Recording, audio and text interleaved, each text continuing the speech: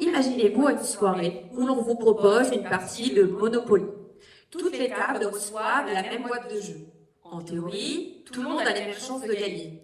Mais imaginez qu'au moment de commencer la partie, certaines joueuses découvrent des cartes supplémentaires.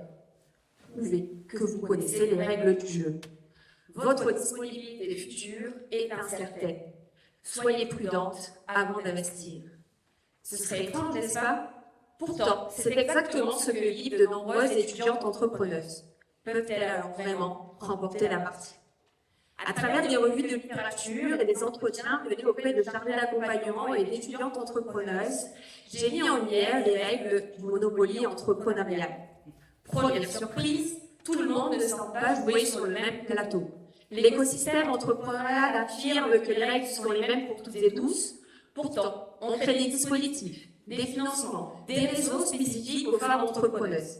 C'est un peu comme si certaines joueuses recevaient une notice complémentaire pour comprendre les règles du jeu. Ces dispositifs peuvent être utiles, mais ils révèlent surtout que la figure de l'entrepreneur légitime et la manière de faire de l'entrepreneuriat restent encore largement pensées au masculin.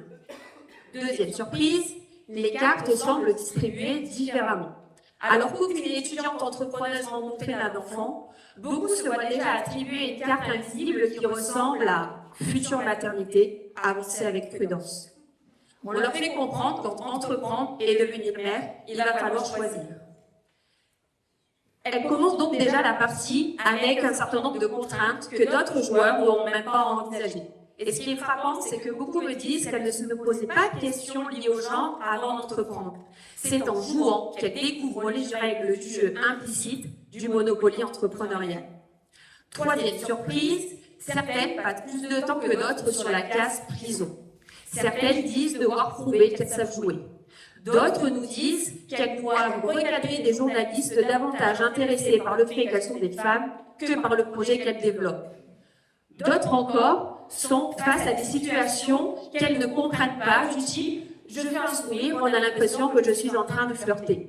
Ma thèse met en lumière que les étudiantes restent bloquées dans des limbes entrepreneuriales. Elles ont quitté la case étudiante, mais n'accèdent pas pleinement à la case d'entrepreneuse légitime. C'est comme si elles restaient bloquées sur cette case prison entre deux tours pendant que les autres continuent à avancer sur le plateau.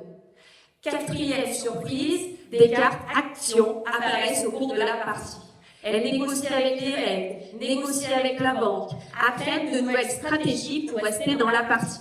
Et finalement, elles en viennent malgré elles parfois à adopter les codes masculins qui viennent renforcer les règles du jeu du Monopoly. Alors finalement, ma thèse montre que le problème n'est pas que les étudiantes entrepreneuses jouent mal, mais qu'elles jouent à un jeu qui fait semblant que les règles sont les mêmes pour tous et toutes. Et tant qu'on ne remettra pas en cause les règles du jeu, les étudiantes continueront de penser qu'elles ont perdu la partie, alors que le problème venait du Monopoly. Game over.